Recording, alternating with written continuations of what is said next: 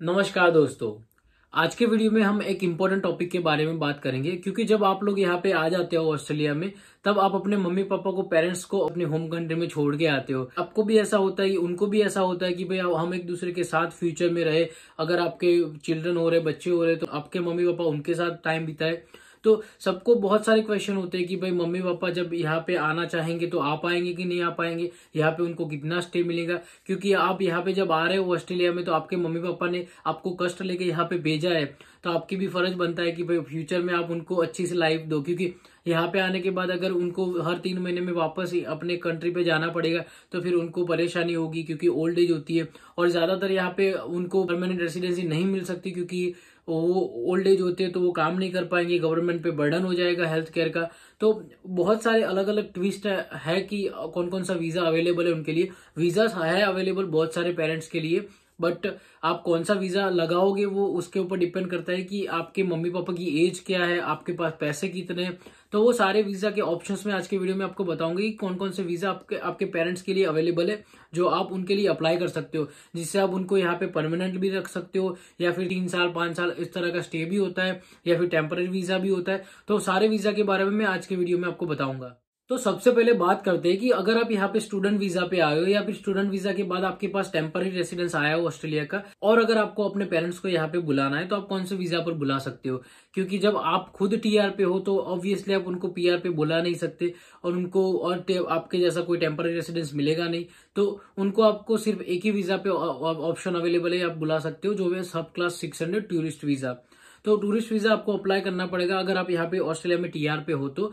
और उनको लिए मतलब फीस, नॉमिनल फीस है $190 टूरिस्ट वीजा की फीस है। मेडिकल चेकअप, हेल्थ इंश्योरेंस वो सब करवाना पड़ेगा। आपको दिखाना पड़ेगा कि वो जेन्युइन स्टे है। उसके साथ साथ आपको थोड़ा फंड्स और वो सब भी दिखाओगे तो वीजा आने का पॉसिबिलिटी अच्छा रहता है। तो बट मम्मी पापा है, ओल्ड एज है, तो इतना टूरिस्ट वीजा आने का प्रॉब्लम नहीं होता है। और आप 12 मंथ का स्टे यहाँ तक 12 मंथ तक का स्टे यहाँ पे आप कर सकते हो ऑस्ट्रेलिया में। अलग अलग होता है, किसी को 3 मंथ का स्टे मिलता है, किसी को मैक्सिमम 12 मंथ का स्टे मिलता है, और किसी को 5 साल का, किसी को 10 साल का, किसी को 3 साल का वीजा मिलता है।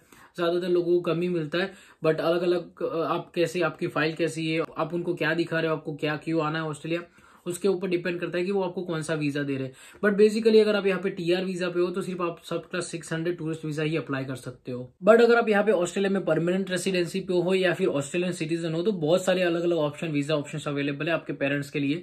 बट अगर आप स्टूडेंट वीजा पर भी हो या फिर टीआर पर भी हो, तो भी आपके लिए फ्यूचर आपको अपने पेरेंट्स के लिए सोचना पड़ेगा कि आप उनको कैसे बुलाओगे। क्योंकि कई सारे वीजा इसमें ऐसे है कि जिसमें आपको बहुत सारी फीस पे करनी पड़ेगी, तो आपको अभी से प्लान करना स्टार्ट करना पड़ेगा।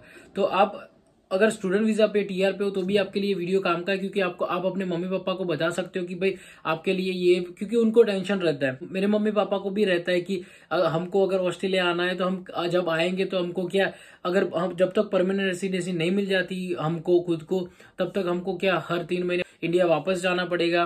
क्योंकि वो जब उनकी एज हो जाएगी, फिर उनको प्रॉब्लम होता है ट्रैवलिंग में और वो सब में। तो उनको एक जगह पे ज्यादातर रहना अच्छा पसंद रहता है कि भाई कहीं पे भी जाए, इंडिया में रहे या फिर ऑस्ट्रेलिया में आए, बट लॉन्ग टर्म तक रहे तो उनके लिए भी अच्छा है और हमारे लिए भी अच्छा है। और वैसे भी अगर एवरी 3 मंथ्स उनको वापस जाना पड़ रहा है, तो फिर उनके लिए भी बहुत परेशानी होगी। तो सबसे पहले मैं आपको बता देता हूँ कि आपके पेरेंट्स के लिए कौन कौन से वीजा ऑस्ट्रेलिया में अवेलेबल है। उसकी रिक्वायरमेंट के बारे में हम वीडियो में आगे बात करेंगे। तो आपके पेरेंट्स के लिए वीजा जो अवेलेबल है वो है पेरेंट वीजा, जो है वो सब क्लास 103। उसके बाद है एज पेरेंट वीजा, सब क्लास 804। उसके बाद है कंट्रीब्यूटरी पेरेंट वीजा 173 या 143। जो 173 होता है उसके बाद वो टेम्पररी होता है, उसके बाद 143 मिलता है, तो वो साथ में ही आता है।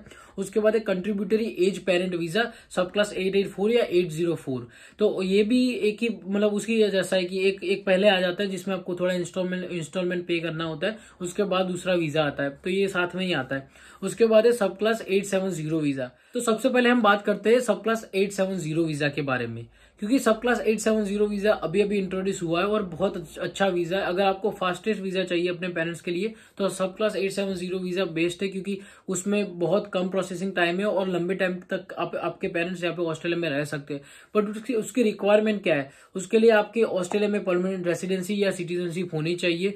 उसके बाद ये वीजा जो है टेम्पररी वीजा, ये परमानेंट वीजा नहीं है। तो इस वीजा पे अगर आपके पेरेंट यहाँ पे आ रहे हैं तो उनको परमानेंट रेसिडेंसी नहीं मिलेगी। तो ऑब्वियसली अगर उनको परमानेंट रेसिडेंसी या ऐसा कुछ नहीं मिलेगा तो उनको मेडिकेयर कार्ड, हेल्थ केयर जो यहाँ का होता है वो नहीं मिलेगा फ्री में गवर्नमेंट की ओर से, तो उनको अपना हेल्थ इंश्योरेंस करवा के आना पड़ेगा। ये वीजा आपको 3 साल या 5 साल तक का मिल सकता है। 3 साल का वीजा की फी थोड़ी कम होती है, 5 साल के वीजा की फी थोड़ी ज्यादा होती है। तो आप अपने रिक्वायरमेंट के हिसाब से, अगर आपको आपके मम्मी पापा को यहाँ पे ज्यादा देर तक रहना है ऑस्ट्रेलिया में, तो आप 5 साल तक का ले सकते हो। बट अगर आप 3 साल तक का भी ले रहे हो तो फिर वो जब यहीं पे होंगे तो आप वो वीजा फिर से अप्लाई कर सकते हो।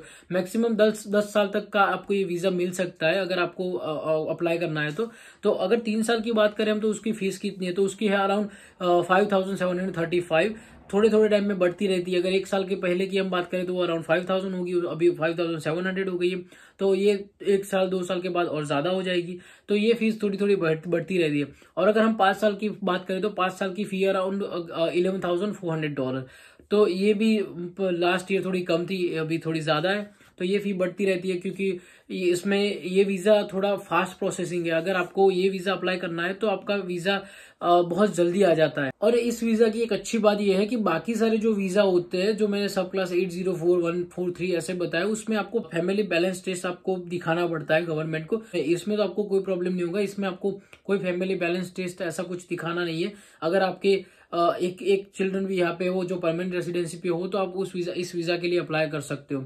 बट इसके लिए आपका जो भी, जैसे अगर मैं अपने मम्मी पापा को स्पॉन्सर कर रहा हूँ तो मुझे अपना जो उनको स्पॉन्सर देना पड़ेगा, स्पॉन्सरशिप देनी पड़ेगी। तो मुझे मेरी स्पॉन्सरशिप अप्रूव होनी चाहिए, उसी के बाद उनको वीजा मिलेगा। तो मेरी स्पॉन्सरशिप अप्रूव होने के बाद विद इन 6 मंथ उनके वीजा के लिए मैं अप्लाई कर सकता हूँ। तो एक बार मेरी अगर स्पॉन्सरशिप अप्रूव हो गई तो फिर विद इन 6 मंथ उनका वीजा भी आ जाएगा। तो ये फास्ट प्रोसेस है 870 वीजा की। बट इसमें आपको फिर उनको जब आप स्पॉन्सरशिप के लिए अप्लाई करोगे तो आपको इनकम टेस्ट की रिक्वायरमेंट मीट करनी पड़ेगी। आप सिंगल चाइल्ड हो तो सिंगल, अगर आप हस्बैंड वाइफ हो तो आप दोनों मिलाकर इनकम टेस्ट की रिक्वायरमेंट फुलफिल कर सकते हो। बट ये वीजा का ड्रॉबैक ये है कि अगर आपको अपने पेरेंट्स को यहाँ पे परमानेंट रेसिडेंसी दिलानी है तो वो थोड़ी सी मुश्किल हो जाती है, क्योंकि जब तक आपके पास ये वीजा होगा फिर आप परमानेंट रेसिडेंसी के लिए अप्लाई नहीं कर पाओगे। नॉर्मली इतना प्रॉब्लम नहीं होता है, क्योंकि जिसको परमानेंट रेसिडेंसी के लिए अप्लाई करना है उसका माइंड क्लियर होता है कि मुझे इतने पैसे खर्च करके अपने मम्मी पापा को परमानेंट रेसिडेंसी पे ही यहाँ पे बुलाना है। बट वो उसका बहुत लॉन्ग वेटिंग टाइम है, वो मैं आपको आगे वीडियो में बताऊंगा। बट उसकी वजह से ज्यादातर लोग ये वीजा प्रीफर करने लगे अब, क्योंकि इसमें बहुत जल्दी वीजा जाता है तो वो यहाँ पे लॉन्ग टाइम तक रह सकते हैं, 3 साल या 5 साल तक। तो ये वीजा इसीलिए अच्छा है क्योंकि जल्दी आपका वीजा मिल जाता है। उसके बाद है कंट्रीब्यूटरी पेरेंट वीजा सब क्लास 143 या 864। तो ये वीजा आने का टाइमिंग है अराउंड अप टू 12 ईयर्स, ऐसा गवर्नमेंट की वेबसाइट पर लिखा हुआ है, इमिग्रेशन की वेबसाइट पर एटलीस्ट 12 ईयर्स ऐसा हुआ लिखा हुआ है। तो आप सोच लो कि अगर आपके पेरेंट्स अभी 60 या 70 के हो, अगर आपको ये वीजा अप्लाई करना है तो आपके पेरेंट्स को ये वीजा मिलने तक का कितना टाइम लगेगा। तो इसीलिए सब लोग प्रीफर कर रहे हैं अभी कि 870 वीजा अप्लाई करें, क्योंकि वो फास्ट भी है और लंबे टाइम तक आपके पेरेंट्स यहाँ पे रह भी सकते हैं। बट अगर आप सब क्लास 864 वीजा अप्लाई कर रहे हो तो उस वीजा की एक अच्छी बात यह है कि जब आप वीजा वो अप्लाई करोगे तो आपको ब्रीजिंग वीजा मिलेगा। तो जब भी आपको ब्रीजिंग वीजा मिलेगा तो आप यहाँ पे ऑस्ट्रेलिया में अनलिमिटेड टाइम के लिए रह सकते हो, जब तक आपका जो वीजा आपने अप्लाई किया वो अप्रूव नहीं हो जाता। तो इतना प्रॉब्लम नहीं है अगर आप ये वीजा अप्लाई कर रहे हो और अगर आपको यहाँ पे ऑस्ट्रेलिया में आके रहना है तो आप वो वीजा पे आके, मतलब ब्रीजिंग वीजा पे आके रह सकते हो और आप अपनी कंट्री में भी वापस जा सकते हो। तो ब्रीजिंग वीजा आपको मिलेगा, सब उसमें थोड़ी बहुत कंडीशन होती है, इतना कोई प्रॉब्लम नहीं होता है। बट आपको हेल्थ केयर में और उस सब में इतना बेनिफिट नहीं होगा। तो पर फिर भी अगर आपको परमानेंट रेसिडेंसी अप्लाई करनी हो और यहाँ पे लॉन्ग टर्म रहना है तो ये वीजा आपके लिए अच्छा हो सकता है। बट अगर अब उसके सामने हम सब क्लास 143 वीजा की बात करें तो जब आप वो वीजा अप्लाई करोगे तो आपको ब्रीजिंग वीजा नहीं मिलेगा। तो जब आपको ब्रीजिंग वीजा नहीं मिलता है तो आप यहाँ पे ऑस्ट्रेलिया में आकर नहीं रह सकते हो। तो जब तक आपका 143 वीजा अप्रूव नहीं हो जाता तब तक आप ऑस्ट्रेलिया में नहीं आ सकते हो। तो उस टाइम पे आपको टूरिस्ट वीजा या 870 वीजा लेके यहाँ पे आना पड़ेगा।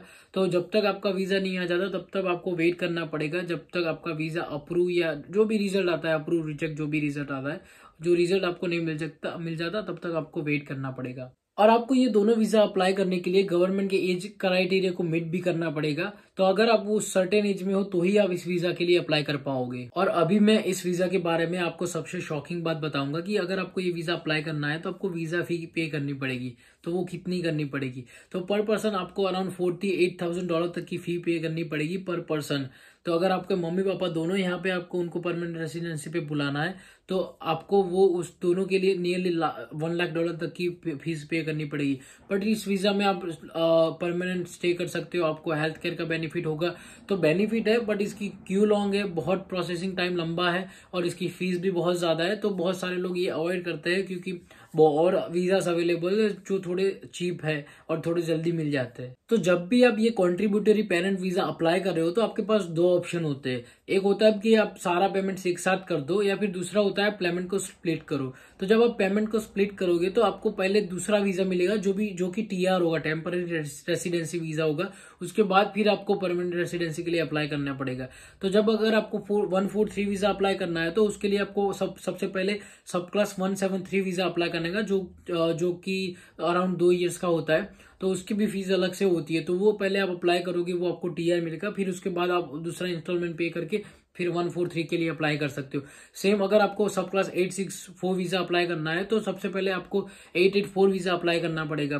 तो सब क्लास 884 आप जब अप्लाई करोगे उसके बाद वो परमानेंट रेसिडेंसी 864 के लिए आपको लीड करेगा। तो फिर उसके बाद आप 886 अप्लाई कर सकते हो। तो ये थोड़ा लेंथी प्रोसेस है और थोड़ा इसमें पैसे भी ज्यादा हो जाते हैं। तो अगर आपको कंट्रीब्यूटरी पेरेंट जो परमानेंट रेसिडेंसी वीजा वही अप्लाई करना है तो मैं प्रीफर करूंगा कि आप कोई भी, अगर मुझे अप्लाई करना है, किसी और को अप्लाई करना है, तो वो भी प्रीफर करना चाहेगा कि अब वो पूरा पेमेंट एक साथ करके एक ही बार में खत्म कर दे बात की भाई इतना वेट करना है, उसके बाद वीजा आ जाएगा। क्योंकि आपको पहले टीआर 2 साल का मिलेगा, फिर उसके बाद फिर दूसरा वीजा अप्लाई करना है। तो एक साथ पे करके आप पूरा एक ही बार में 864 अप्लाई कर रहे हो तो उनको ब्रीजिंग वीजा मिल जाएगा। तो यहाँ पे ऑस्ट्रेलिया में रहे तो वैसे भी पाएंगे। तो ये वीजे जो सब क्लास 173 और 884 है वो इतने काम के नहीं है, क्योंकि ये अप्लाई करने जाओगे तो आपका प्रोसेस भी लंबा हो जाएगा और कॉस्ट भी ज्यादा हो जाएगा। और ये सब क्लास 173 और 884 की रिक्वायरमेंट भी यही है कि आपका जो चाइल्ड होता है यहाँ पे ऑस्ट्रेलिया में परमानेंट रेसिडेंसी या ऑस्ट्रेलियन सिटीजनशिप पे होना चाहिए। आपको फैमिली बैलेंस टेस्ट जो होता है वो मीट करना पड़ेगा। तो ये जो चारों वीजा मैंने आपको बताया, सब क्लास 173, 143, 884 या 864, चारों वीजा में आपको फैमिली बैलेंस टेस्ट मीट करना पड़ेगा। जिसमें कि आपका अगर 50-50 एक चाइल्ड इंडिया में एक चाइल्ड यहाँ पे है तो आप मीट कर जाओगे। बट अगर आपके 2 चाइल्ड अगर इंडिया में हो और एक यहाँ पे ऑस्ट्रेलिया में हो तो ऐसा बोल सकते हैं कि आपके जो 2 बच्चे इंडिया में है तो यहाँ पे आपको वो वीजा मिलने का चांसेस नहीं। उसके बाद है फिर सब क्लास 103-804 एज पेरेंट वीजा। ये वीजा में भी एटलीस्ट 29 ईयर्स का प्रोसेसिंग टाइम है। तो अगर आप ये वीजा अप्लाई कर रहे हो तो आपको एटलीस्ट 29 ईयर्स तक का वेट करना पड़ सकता है। तो वो बहुत लंबा टाइम है। उसके बाद इसकी फीस है अराउंड $5,000। इसमें भी आपको हेल्थ रिक्वायरमेंट मीट करनी पड़ेगी। ये वीजा अप्लाई करने के लिए आपको अप्रूव्ड स्पॉन्सर होना चाहिए। जो भी ये ऑस्ट्रेलिया का परमानेंट रेसिडेंसी या ऑस्ट्रेलियन सिटीजनशिप पे हो वो आपको एज रिक्वायरमेंट भी मीट करनी पड़ेगी इस वीजा को अप्लाई करने के लिए। उसके बाद आपको जो भी फैमिली बैलेंस टेस्ट की रिक्वायरमेंट होगी वो भी मीट करनी पड़ेगी अगर आपको ये वीजा अप्लाई करना है तो। उसके बाद आपके पास इंश्योरेंस ऑफ सपोर्ट होना चाहिए कि अगर आप यहाँ पे ऑस्ट्रेलिया में आ रहे हो तो आप गवर्नमेंट पे रिलाई नहीं रहोगे। आपके पास जो भी सपोर्ट आपका जो चिल्ड्रन होगा यहाँ पे ऑस्ट्रेलिया में वो आपको सपोर्ट करेगा। तो ये आपको दिखाना पड़ेगा गवर्नमेंट को जब भी आप ये वीजा अप्लाई कर रहे हो तो। और ये जो सारे वीजा बताए वो सारे वीजा अप्लाई करने के लिए हमको health requirement and character requirement fulfil करनी पड़ेगी, जो कंपलसरी है मोस्ट ऑफ द वीजास के लिए। तो हेल्थ रिक्वायरमेंट में आपका मेडिकल टेस्ट होगा, जो भी अगर नॉर्मल होगा तो उसमें कोई इतना प्रॉब्लम नहीं होता है। और उसके बाद कैरेक्टर रिक्वायरमेंट में आपका पुलिस चेक होगा। जो भी हम इंडिया में कहीं पे भी रह रहे हो तो वहां पे एक बार पुलिस चेक होगा, आपका पीसीसी होगा जो आप दिखाओगे यहाँ पे। तो उसके बाद इतना प्रॉब्लम नहीं होगा। यहाँ पे आपको ये सारे वीजा अगर आप क्राइटेरिया फुलफिल कर रहे हो, मीट कर रहे हो रिक्वायरमेंट्स, तो आपको मिल जाएंगे आराम से। तो ये थे सारे वीजा ऑप्शंस अवेलेबल जो है अपने पेरेंट्स के लिए। अगर आप अपने पेरेंट्स को यहाँ पे ऑस्ट्रेलिया बुलाना चाह रहे हो, अगर आप यहाँ पे ऑस्ट्रेलियन परमानेंट रेसिडेंसी पे हो या सिटीजनशिप पे हो, तो आप ये सारे वीजा में से कोई भी वीजा अपने पेरेंट्स के लिए अप्लाई कर सकते हो। बट जैसे कि मैं बार बार मैंने वीडियो में बताया कि सब क्लास 870 वीजा सबसे अच्छा है, क्योंकि ये सबसे फास्टेस्ट है और ज्यादा लॉन्ग टाइम के लिए आपको ये वीजा मिलता है। इसकी फीस है अराउंड $5,000 और $11,000, बट वो वर्थ है अगर आपके पेरेंट्स बार बार इंडिया से यहाँ पे आ रहे हो या वापस जा रहे हो तो thank you so much for watching the video. अगर आपको ये वीडियो अच्छा लगा तो प्लीज वीडियो को लाइक कीजिए, हमारे चैनल को सब्सक्राइब कीजिए। मिलते हैं फिर नेक्स्ट वीडियो में, तब तक के लिए बाय बाय।